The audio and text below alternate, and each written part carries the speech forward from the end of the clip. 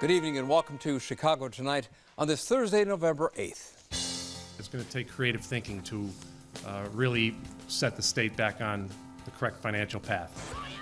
The incoming governor promises an honest look at the state's money troubles. There is a red line. There is a very specific scope to this investigation, and anything that is... The new acting U.S. Attorney General comes under fire one day after President Trump orders Jeff Sessions out. Is a constitutional crisis at hand? The cannabis-derived CBD oil doesn't get a person high, but can it make you healthier? Renowned New York architect Robert A.M. Stern makes his mark on Chicago's skyline. And an iconic play with a less understood playwright revisiting the life of Raisin in the Sun author Lorraine Hansberry. All that and more next on Chicago Tonight.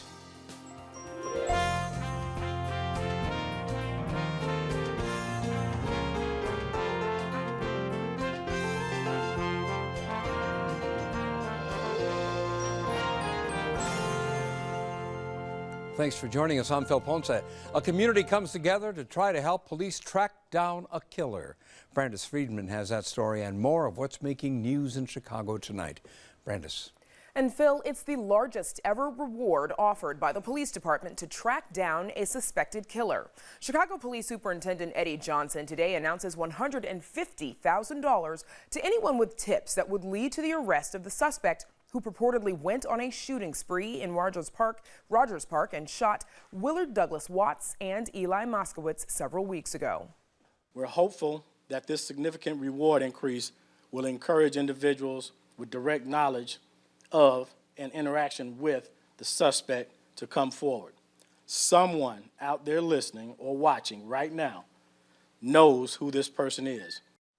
And Johnson says the reward money came from several neighborhood and Jewish organizations. The field of candidates for Chicago mayor is growing again. State Representative LaShawn Ford of Chicago is the latest to say he's entering the contest. Ford will be with us on Monday here on Chicago Tonight to talk about his campaign.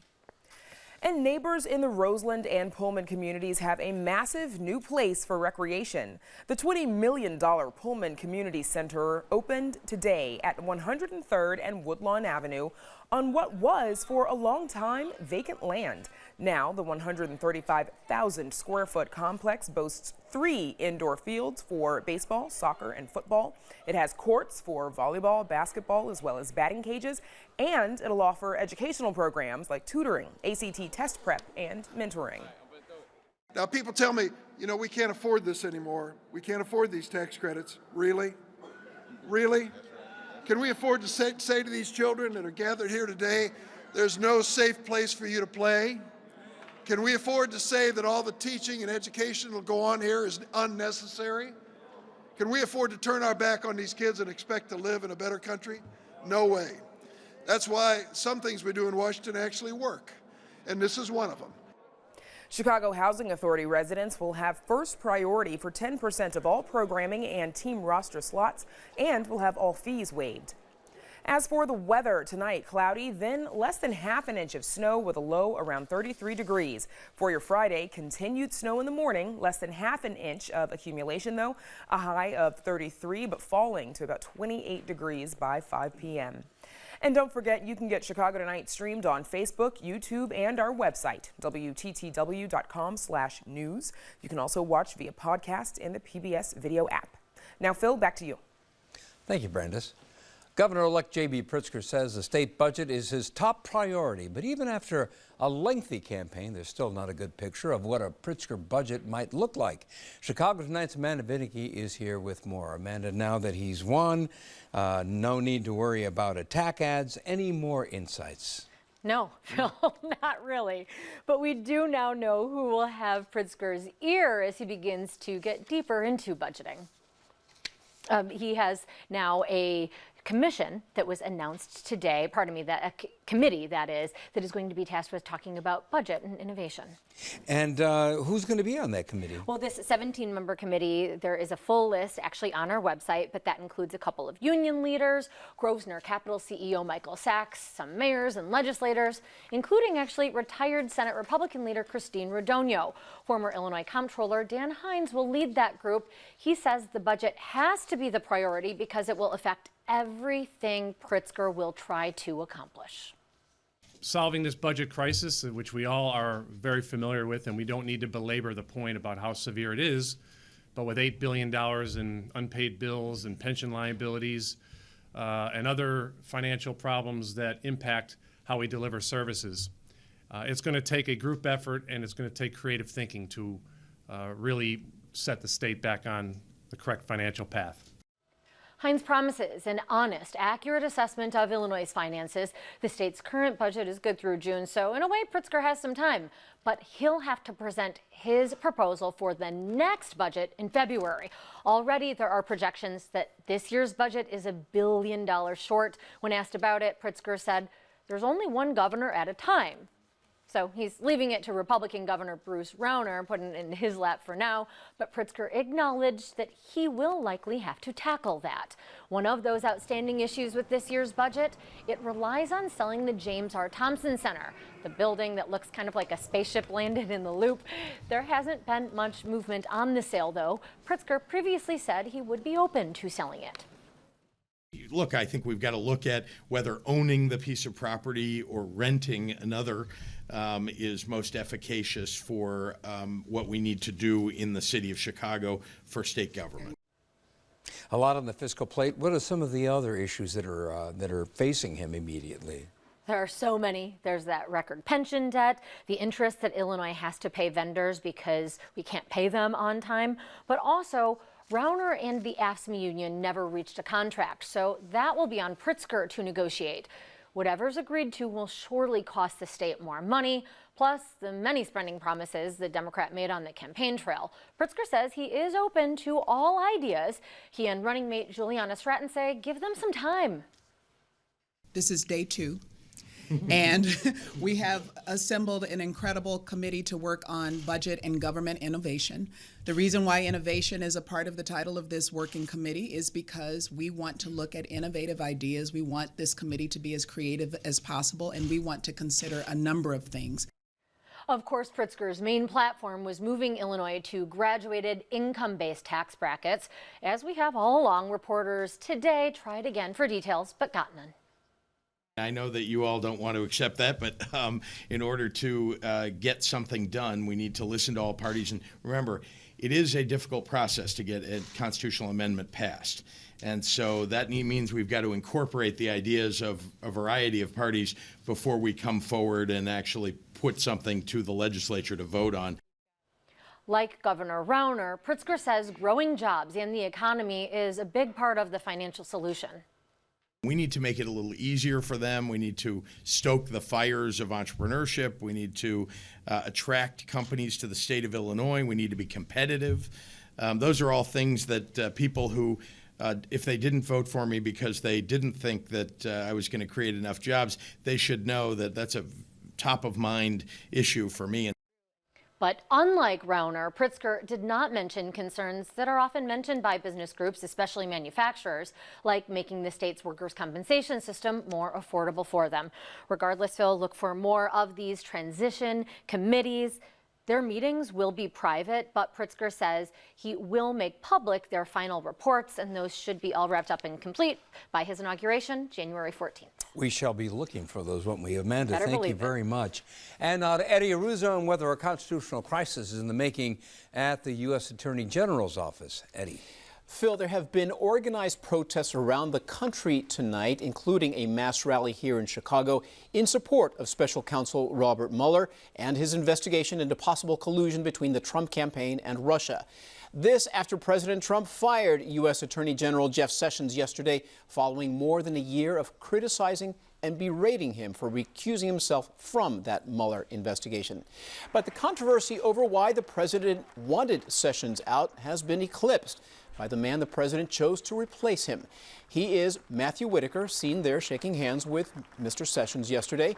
Whitaker was the Attorney General's chief of staff and a former U.S. attorney in Iowa, where he also unsuccessfully ran for U.S. Senate. But Whitaker also appeared as a news show pundit, and last year had this to say on CNN about the Mueller investigation. There is a red line. There is a very specific scope to this investigation, and anything that is outside of Russian coordination or the 2016 campaign would be outside of the scope of that investigation. And I think Rod Rosenstein, who I served with in the Department of Justice, agreed with me. Late this afternoon, Illinois Attorney General Lisa Madigan joined 17 other state attorneys general in demanding Whitaker recuse himself from overseeing the Mueller investigation. And here tonight with their analysis of this critical moment in the Trump presidency are Renato Mariotti, a partner at the law firm Thompson Coburn, a former federal prosecutor and former Democratic candidate for Illinois Attorney General, and Joseph Morris, a partner at the law firm Morrison De La Rosa and a former Assistant Attorney General under President Ronald Reagan. Gentlemen, thank you both very much for being here tonight. Our pleasure, thank you. So as I mentioned, the president has been threatening to fire Mr. Sessions for a long, long time now, so it probably didn't come as any surprise. But Renato Mariotti, did the timing surprise you, coming just after that transformational election on Tuesday? It did surprise me a little bit. There seemed to be a hurry, and I don't know why there was a hurry coming from the Trump administration. There were reports that, for example, Attorney General Sessions asked to be permitted to stay through the end of the week and was told by the president's chief of staff that he couldn't wait till Friday, which is odd. He was fired on a Wednesday. I don't know what the hurry was to get him out, but there certainly seemed to be an urgency on the part of the president to get the new acting attorney general into that role. Joseph Morris, I don't know if you have a direct pipeline to the Trump White House, but was the hurry perhaps the fact that he realizes this incoming House of Representatives, which is going to be dominated by Democrats, is going to do a lot of checks and balances, which could complicate things for him? Well, I think they wanted to meet the schedule of all the demonstrators that were planning around the country to be meeting today. You don't want to disappoint them. We all saw the departure of Attorney General Sessions coming. You're asking the question, is there a strategic reason that the president wants this to happen sooner rather than later? If there is legislation that the president wants to enact that in some way relates to all of this, he would be wise to move it during this lame duck session of Congress between now and the time the new Congress comes in. I think it's a tempest in a teapot. Everybody saw, including Jeff Sessions, saw the departure of Jeff Sessions coming. It's the day after the election. That's when Don Rumsfeld left the Department of Defense back in, what was it, the midterm election of 2006. It's a logical time for a troubled cabinet officer to depart. We heard Matthew Whitaker blasting the Mueller investigation, or at least saying that there is a red line that he should not cross. There have been other recordings that have surfaced in the last 24 hours about him criticizing Mr. Mueller and that investigation, including one in which he said it's a witch hunt. Should he recuse himself, as Lisa Madigan and other state attorneys general are demanding, because he has opined on this investigation? I think there's no question he should, because at the very least there's an appearance that he's prejudged the outcome of the investigation. You know, here's a man who proclaimed that on CNN, for example, that there was no collusion. On the radio, he said there's no collusion. That's a judgment that you can only make after looking at all the evidence and the facts, which we don't know because that evidence and that investigation is in secret. It strikes me that he is somebody who, regardless of what his intentions are, there will be an appearance to the public that he could be interfering with the investigation. It's in the best interest of the American people and the Justice Department. But he has already said at this point that he doesn't have any intention of recusing himself. But Joseph Morris, there's already questions about the constitutionality of what the president did and the legality of it. I think that you may have seen in today's New York Times an editorial co-written by Kellyanne Conway's husband, George Conway, who has been very critical of this administration, saying that what the president did was unconstitutional, or at least it needs a constitutional review because he cannot just appoint a new attorney general without the advice and consent of the Senate. It's true, he cannot appoint a new attorney general without the advice and consent of the Senate, but what he can do is appoint an acting attorney general. And the law is pretty clear. First of all, the executive branch is entirely under the authority of the president. And although there is a constitutional provision, the Appointments Clause, that requires that the head, the principal officer of a department who's permanently appointed to that office, needs to have the advice and consent of the Senate, Congress is provided by statute for filling vacancies. And there is a Vacancy Act enacted in 1998, amended in 2004, that provides for precisely the kind of filling of this vacancy that the president did today. And according to law, he can only serve as an acting attorney general for 210 days. Exactly, 210 days. In this interval, the president needs to, this 7-month interval, the president needs, among other things, to send up a nomination to the United States Senate for the appointment of a permanent attorney general. That, by the way, is a very good reason for doing this sooner rather than later. The president, if he knows he wants a new attorney general, get that nomination up the hill as soon as he possibly can. The question is, how much can he do, Matt Whitaker, as the acting attorney general? Aren't there some constraints, Renato Mariotti, about what he can do with the Mueller investigation? There certainly are. There are regulations that are in place that constrain what the acting attorney general can do, although I should note that he can get rid of those regulations at any point. But those regulations say that he can review decisions that are being made by Mueller. He can ask Mueller to provide a written set of reasons for why he undertook certain actions, and he can overrule them, but he has to notify Congress when he does so. He also can fire Mueller, but only for good cause, and he does have control over Mueller's budget. Of course, the question is, what is good cause? What might he invoke Joseph Morris as a good cause to fire Mr. Mueller? Well, Robert Mueller is not an independent counsel. He does not a government unto himself. He's under the rule of law himself, and it's important that he be so. There are very clear rules that govern his criminal investigatory activity, his investigations of counterintelligence matters. He has to, at the end of the day, either refer to people with prosecutorial authority evidence of crime that he uncovers so that those people can be prosecuted, those crimes can be charged and prosecuted in the normal way. And with respect to the highest questions, the question of whether or not there was, as the nature of the investigation is often encapsulated, collusion on the part of Mr. Trump or people very closely related to Mr. Trump himself, there needs to be a report delivered. And that report ultimately is seen by the president and by Congress. When Mr. Mueller does that activity, all of that activity, he's under the jurisdiction of the Department of Justice. For the moment, we all know that authority has been delegated to the Deputy Attorney General, Rod Rosenstein. At this moment, as we sit here, I don't think any of us knows that that delegation of authority to Rod Rosenstein has been taken away. Well, Rod Rosenstein was really in line to become the next Attorney General as Deputy Attorney General. Was there anything that the president did illegally or wrong or unethically by putting in somebody that had been a critic of the Mueller investigation? What I would say is that it certainly contributes to a pattern of activity that the president has had from which someone could draw an inference that the president was acting with what the law calls corrupt intent. In other words, you have a president who fired the FBI director, who got angry at his own attorney general for recusing himself, at times asked his own White House counsel to try to get Mr. Sessions to unrecuse himself, and took a number of other actions that appeared to be trying to undermine the Mueller investigation. A prosecutor could look at all of those actions, and this one included, and suggest that this is all part of a pattern meant to undermine or interfere with the Mueller investigation. Do you believe that that's obstruction of justice, Joseph Morris? Or not. I mean, you could look at all these same activities and see only ghosts, see nothing unlawful or illegal in any of it. Certainly, Mr. Trump is frustrated by the fact that the investigation has taken so much time. And it's certainly my prayer, and I would think. But Watergate and Whitewater all took much, much longer. So what's the difference here? And all of them were much, much bigger issues, involved many more players and a much larger array of issues that had to be investigated.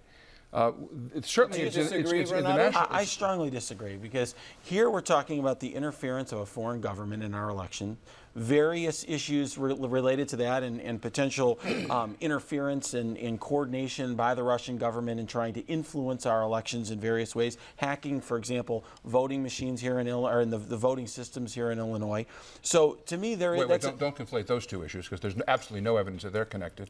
And by the way, Mr. Mueller has produced, when it comes to the counterintelligence investigation, there have been indictments of Russians on these very facts. And the fact that he's also indicted and gotten guilty pleas from so many individuals associated with the Trump campaign having nothing to do with the so-called Russian collusion allegations. But nevertheless, these are in some ways tied to Mr. Trump. Is that enough to keep Mr. Whitaker from taking any action against Mr. Mueller? If there is serious work for Mr. Mueller yet to do, of course, Mr. Mueller has to do that work. But if the Attorney General, the Deputy Attorney General, or the Vox Populi, the voice of the people, can say, Mr. Mueller, wrap it up so that we can digest all of this before the 2020 election. He'd be serving the public interest. Let's get to some names that are being circulated about possible replacements for Mr. Sessions, and let's take a look at this graphic here. Among them are U.S. Secretary of Health and Human Services Alex Azar, Florida Attorney General Pam Bondi, who's been a strong supporter of Mr. Trump, former New Jersey Governor Chris Christie, former New York City Mayor and current presidential lawyer Rudy Giuliani, South Carolina Senator Lindsey Graham, and South Carolina Congressman Trey Gowdy. Would any or all of these make fine attorney generals? What do you think, Renato Mariotti? I would note that a number of those people would need to recuse themselves for the same reason that Jeff Sessions did. For example, Chris Christie and Rudy Giuliani were part of the president's campaign.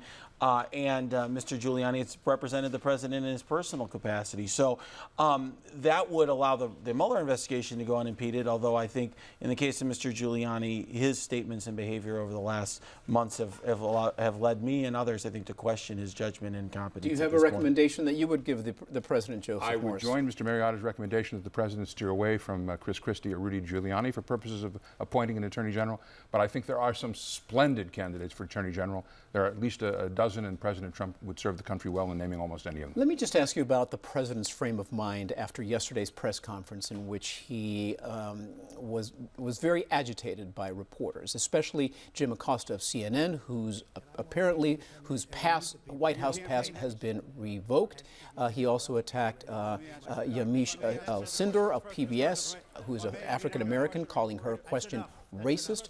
Do you believe that his frame of mind is not good, Renato Mariotti, at this point? I think it's dangerous that we have the President of the United States calling members of the press the enemy of the American people, that he has in a hostile way attacked the press and tried to suggest to Americans that they shouldn't be trusting the free press and they should be trusting him instead as a source of information. I think it's dangerous. It undermines the First Amendment, and I think it's a dangerous thing for our democracy. Joe Morris, what do you think, especially as we're getting into, we enter next year, the second half of his first term with the Republican, I should say, the Democratic-led House of Representatives? Mr. Trump is a heck of a salesman.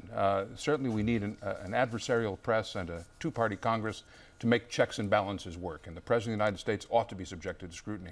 But there's nothing wrong when the President of the United States calls out a hostile press, not an adversarial press, but a hostile press that is expressing its biases against him, his policies, his worldview. And for him to simply speak the truth as he sees it, I think is not a danger, it's refreshing. Joseph Morris and Renato Mariotti, thank you both very much for being here tonight. Pleasure. There's more Chicago Tonight ahead, so please stay with us.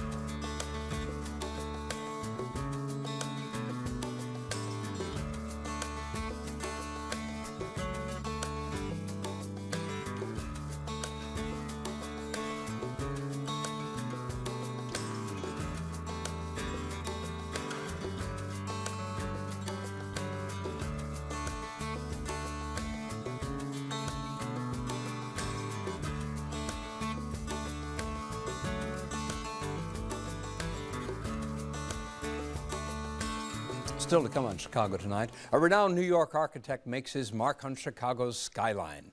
And A Raisin in the Sun is an iconic American work, but how much do you know about its Chicago-born creator?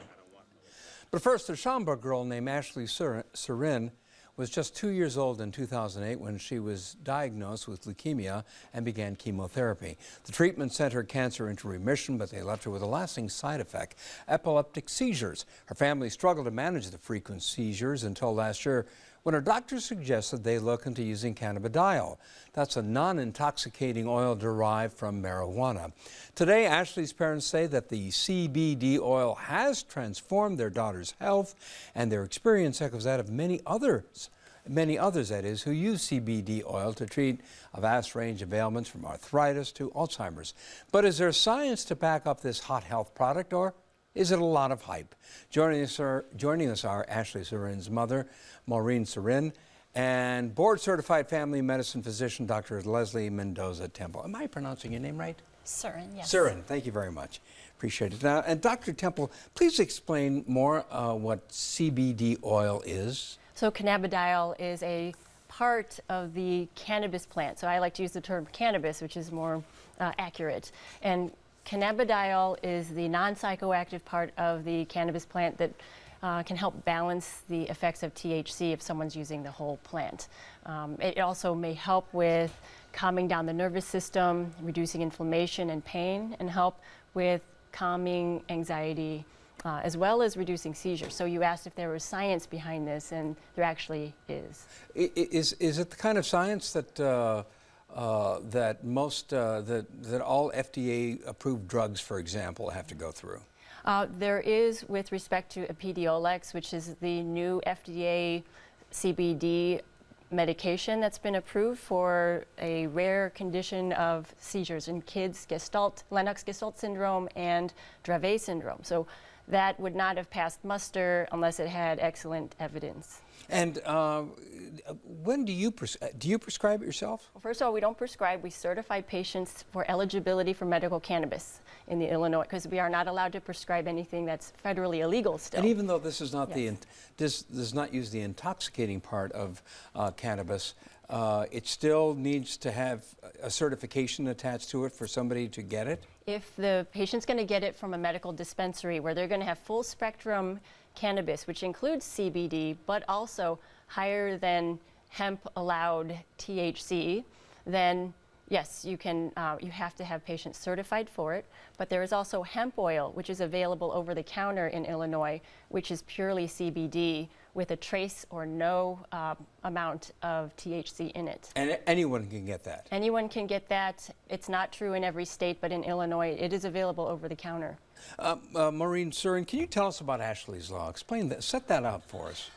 Well, we've been through a lot with her. She's been through it all, really. She's the one that suffered all these years. She had leukemia diagnosed at 2, and which blew into epilepsy a year into the chemotherapy. About 9 months into the chemotherapy, she rolled into epilepsy. And from age 3 through last year, her seizures have been very difficult to manage with neuro medicines. So last year, after a concussion and brain surgery, we opted to turn towards naturopath integrated medicine and see what was offered there. And we were told she needs to possibly have a different diet, ketogenic, and consume CBD. So my husband and I said, we have to do this. She's suffered so much. We don't know if her body can take any more of these medicines in her little body that's growing. So we took her out of school for a month. We tried the ketogenic diet, applied for the cannabis license, and then we had to sue in order to get her medicine into school, and that rolled us into Springfield and possibly doing a lot of testifying in Springfield, and that rolled us towards the law. So. And ultimately the law was passed in both houses and the governor signed it. What impact did CBD have on your daughter's condition? I believe I still am learning myself more and more every day about CBD, but I feel like it's given her speech back, her physical ability is stronger, her sleep is better, her diet is better. How about the seizures? Her processing, the seizures are gone. It's been 11 months. Completely gone? Completely gone. We have weaned off of all 3 neuromeds from December to March, and she is on only medical cannabis, the keto diet, vitamins, and a good diet and good sleep. Doctor, how about that? Is that does this story surprise you? It doesn't surprise me. It's inspiring. It may not be the case for everyone. I do have some patients where the number of seizures went down, but they still needed to continue their anti-seizure medication. So it's really going to be individually based. But I think that Ashley's been really fortunate to try not just the cannabis, but the other integrative modalities and the diet. I think it's all helped. So, Maureen, how do you figure out how much of this CBD to give to your daughter? That's a good question. As Doctor said here, they certify it, but the actual dosing is trial and error. So I went to the dispensary, and it was like you look at a menu, basically, of things, and it's all new to you. So you work there with the dispensary close, and you're trial and error, and you move, I'm told, low and slow. So we moved up on CBD and down on the neuromeds very carefully, and that got us to a perfect dose in January. And she's been on that dose now since the beginning of this year. Correct. And the results have been... No seizures. Your reaction to this? We have our life back. and we have our daughter back. And she has a whole new lease on life. Wow. Doctor, how do you know that, for example, we already mentioned that you can get a form of this over the counter. Yes. How do you know what you're getting if you decide to go the over the counter route? How do you know that that is safe and effective? It's not very clear, but Consumer Lab just did a comprehensive testing of many different hemp oil products. And so I use those guidelines.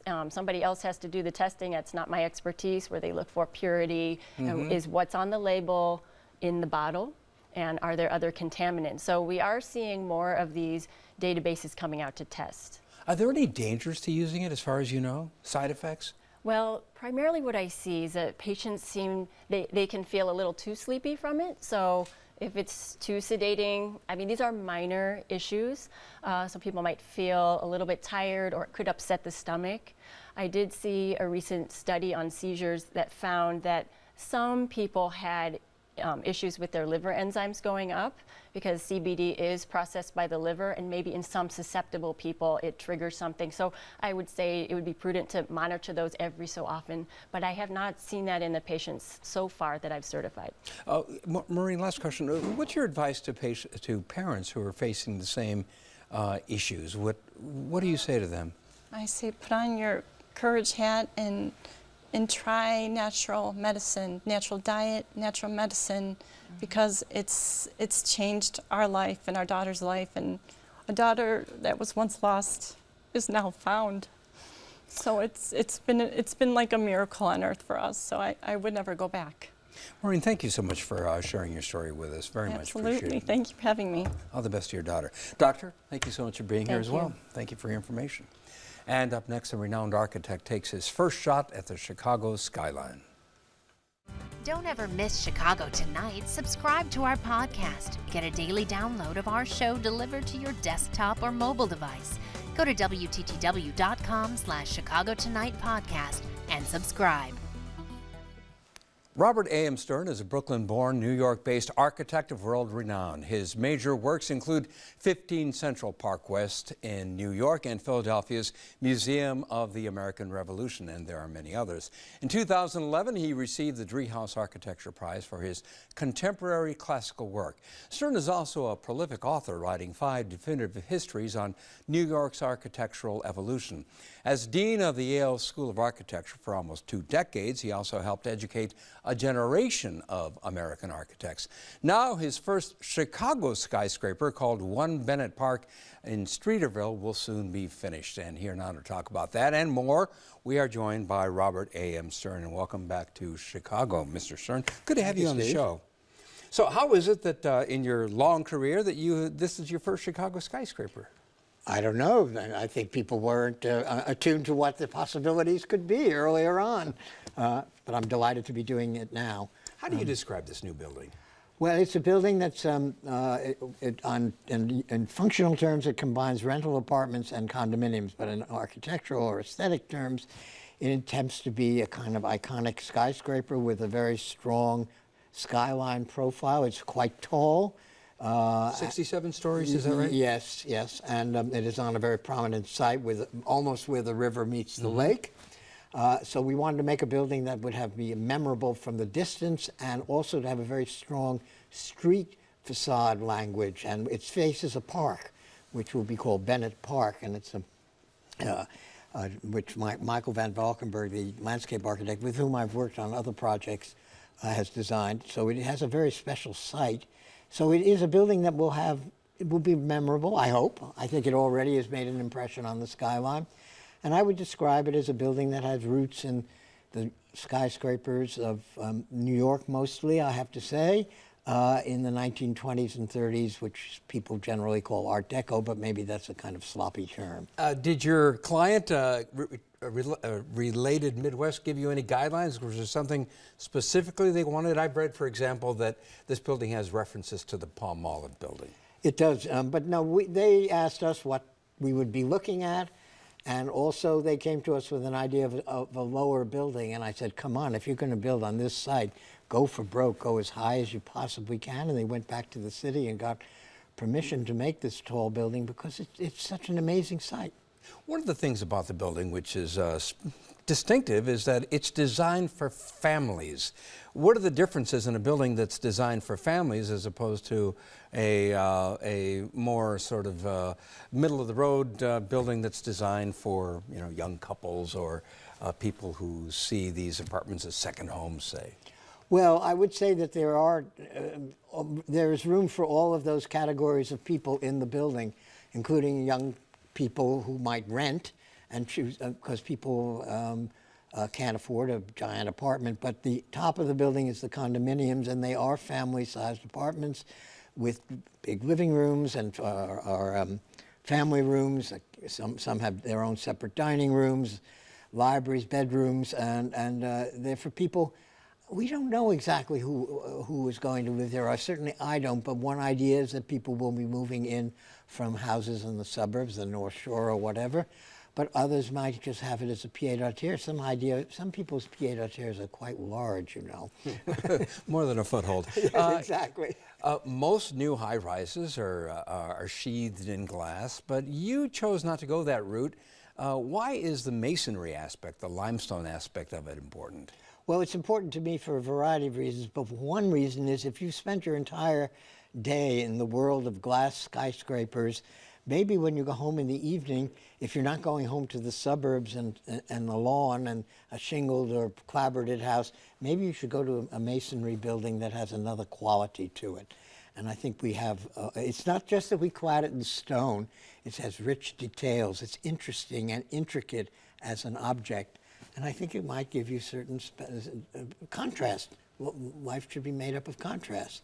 Also, I could go on for hours about glass buildings. I'm not against glass buildings. And you've designed some. And I've designed some, but I think that masonry buildings are incomparable the way they pick up the light because we have details on the building. That's the key thing.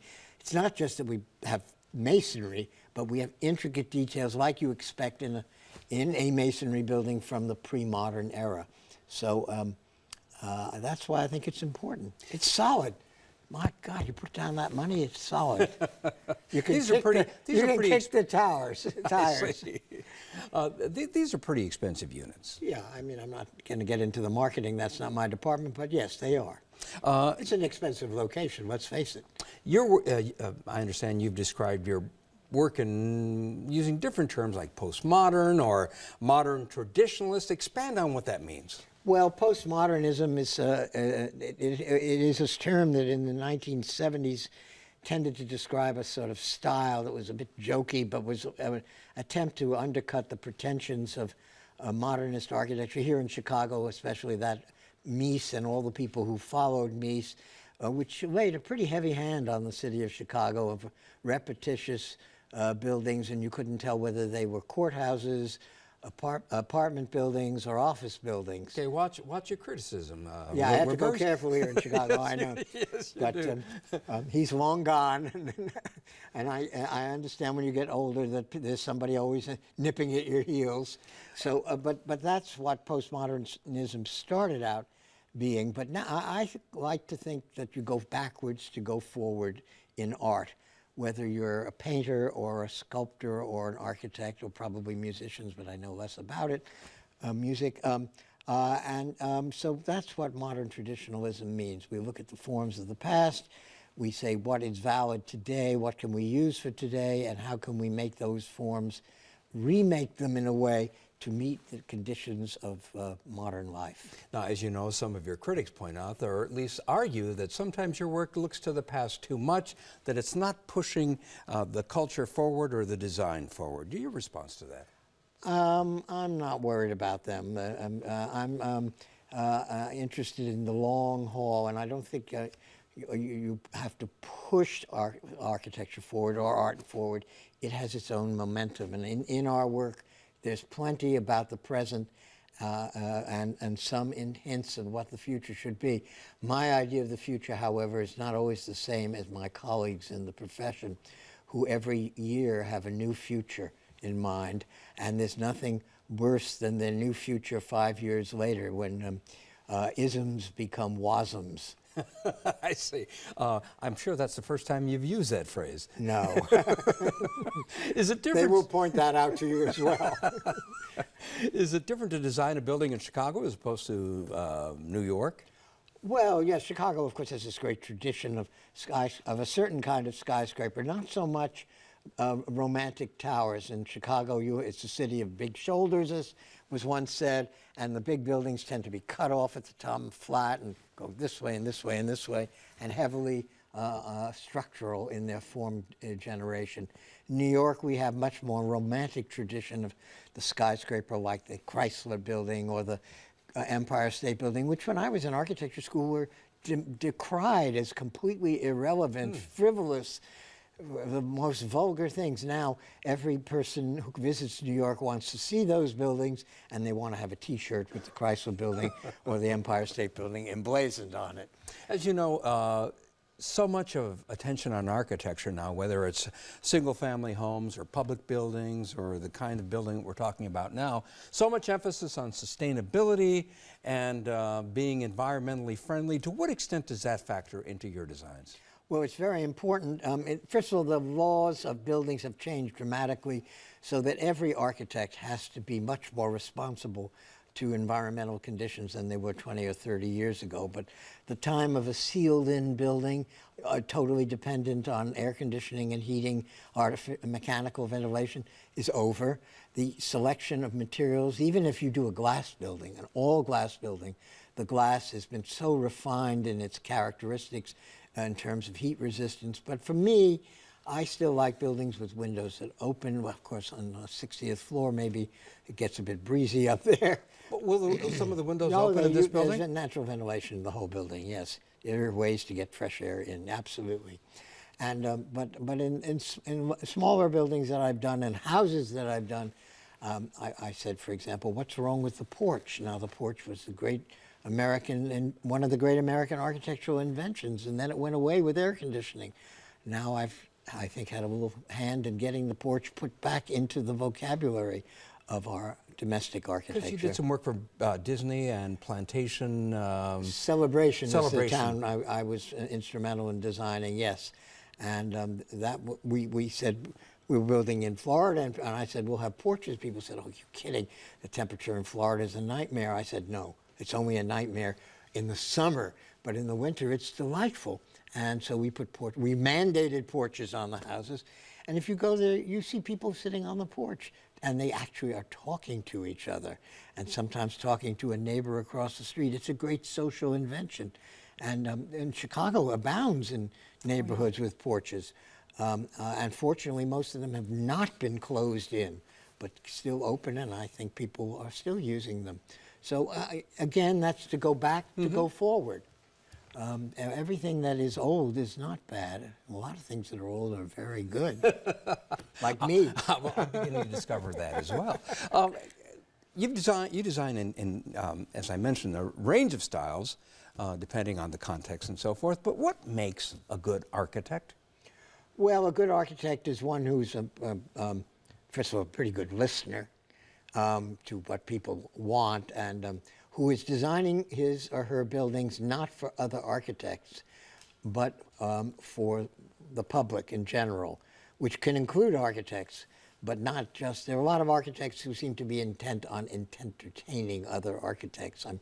I like the respect of my peers, but I would like the public to embrace my buildings. Now, other things that a good architect does is he knows about architecture.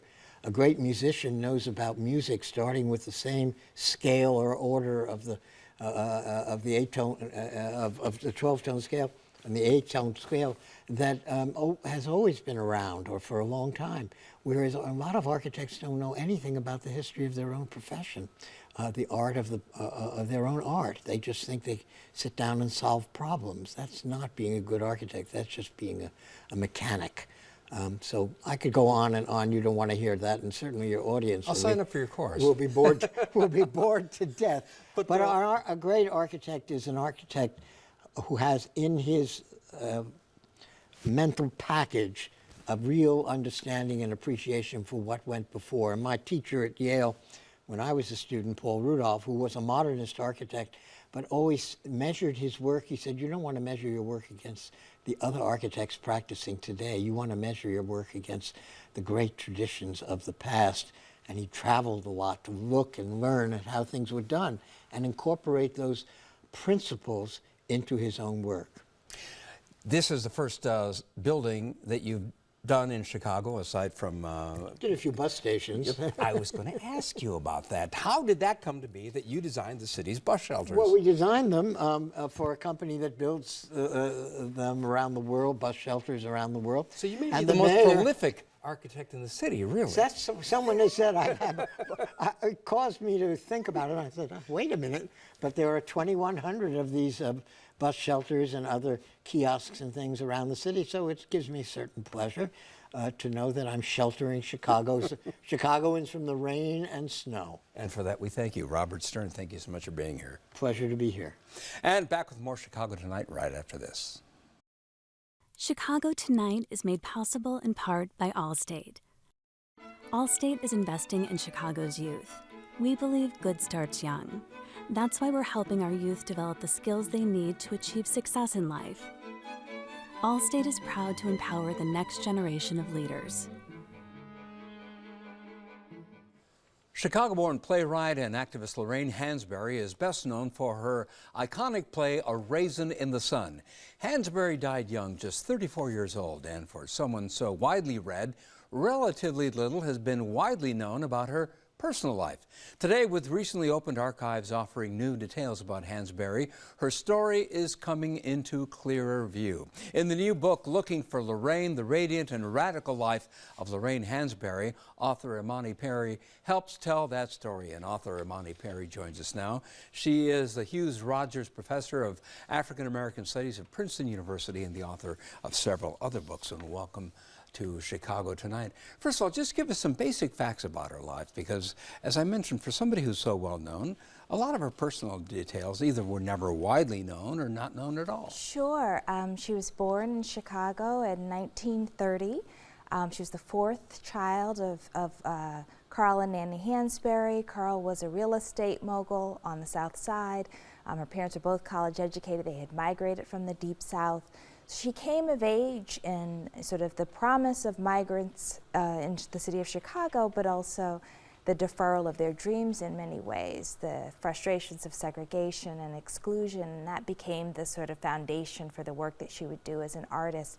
She left Chicago, went to Wisconsin, and then ultimately to New York, where she sort of made her life as a celebrated playwright and intellectual and activist. Back to her Chicago beginnings, in spite of the obstacles that many migrating blacks had, her family achieved a lot of success. It was you mentioned they were college educated, they were prominent, they were, she felt, according to your book, she felt a little awkward about the conspicuous privileges that she had. Well, she had a relative to the community in which she lived, and you have to think she was born at the dawn of the Great Depression. She and her family were very affluent, but at the same time, because of segregation in Chicago, they lived in the midst of Chicago's South Side. They had not moved out of the community, and so her friends, the people who were close to her, were the teeming poor and working classes of Black Chicago, with whom she felt a deep sense of connection, notwithstanding that her family was in a different circumstance than them. Fast forward to her years in New York. She's 29 when A Raisin in the Sun premieres on Broadway. It's an overnight success, big smash. How did that change her life? Well, she immediately was cast into a position of being a famous person. She had been a left-wing activist. She had been sort of a struggling writer for many years, and then all of a sudden the world was listening to her. Now, sometimes she found herself frustrated that people didn't quite get her message. And so in some ways she spent the rest of her life both being very clear about her social justice commitments as well as sort of continuing to do creative work. She was interviewed by our legendary interviewer here, Studs Terkel, and in this clip she talks about the way some viewers thought A Raisin in the Sun was a universal story, and here's what she had to say about that. In order to create the universal, you must pay very great attention to the specific. In other words, I've told people that not only is this a Negro family, specifically and definitely culturally, but it's not even a New York family or a Southern Negro family. It is specifically South Side Chicago. What does she mean specifically, South Side Chicago? Well, I think to a certain extent she means the details. So the struggle the family has in a kitchenette apartment building, right? Looking for more space, looking for a place to stretch out, wanting their dreams to be fulfilled. That was a very particular South Side story. But also she's attentive to language. She's attentive to the generational tensions between, the younger children who aspire to either be a liquor store owner or a physician, and the mother who is a migrant who is just looking for something more meaningful for her kids in the constraints of the Deep South. And so it's rooted in Chicago.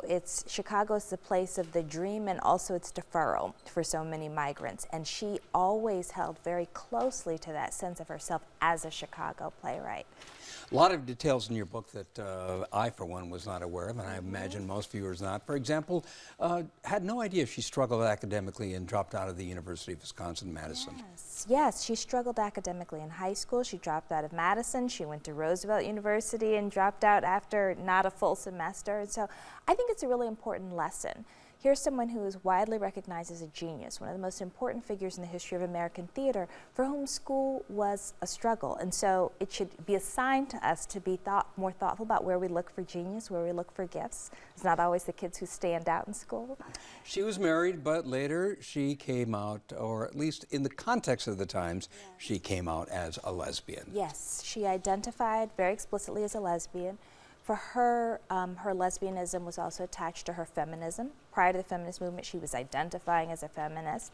And that was a struggle. It wasn't widely known, and not only that, but even long after her marriage ended, the world thought that she was still together with her husband. But she had a series of meaningful relationships, wrote fiction with lesbian themes, and sort of tried to make sense of it. Under a pseudonym, under a pen name, rather. Yes, Emily Jones was her pseudonym. And because at that time? At that time, it was not only the case that, it was a homophobic society, but there were raids on gay and lesbian clubs. It was illegal to be out at that time in many places. And so it was risky for her to even venture out in any respect. You mentioned that she was married. She was married to a white man, and you write that Malcolm X called her out publicly on that. And her reaction? She called him to task in response, and she really gave it to him. You can imagine 6'3" Malcolm X and little skinny tiny Lorraine Hansberry fussing at him, and she had a strong personality, and he apologized, and they cared deeply for each other. He showed up at her funeral, even though he was in hiding at the time. So because of threats against his life. Threats against his life, and he was killed 3 weeks later. You write about the time that she dressed down RFK. Yes.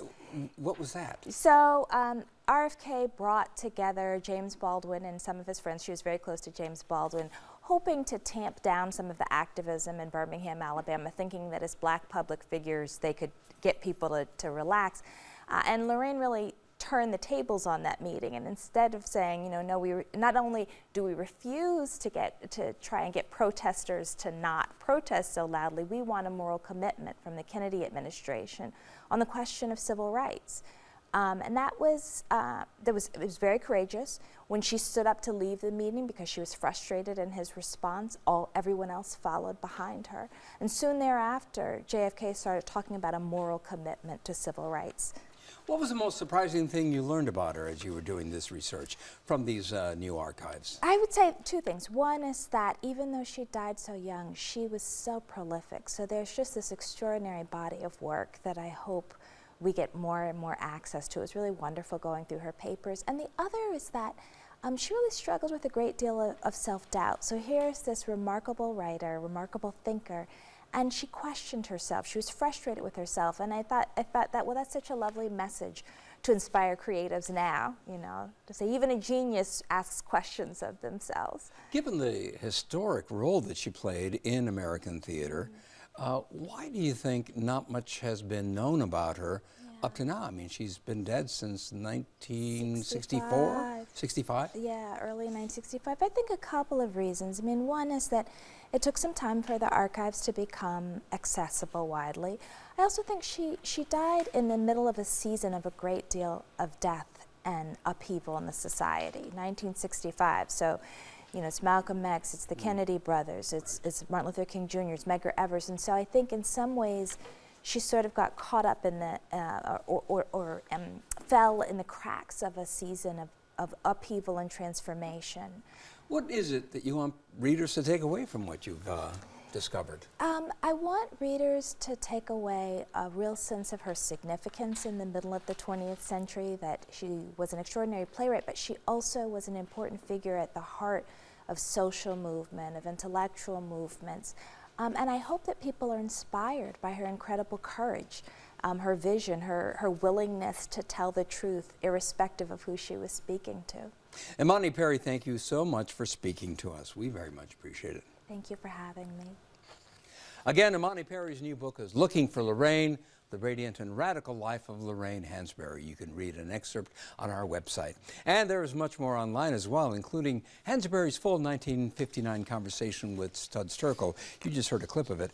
And also Jay Shefsky's profile of Hansberry's childhood home. And back to wrap things up right after this. Chicago Tonight is made possible in part through the generous support of the Julius Frankel Foundation. And that's our show for this Thursday night. Stay connected by signing up for our daily briefing and join us tomorrow night at 7 for the Week in Review. Now, for all of us here at Chicago Tonight, I'm Phil Ponce, and I thank you for watching. Good night.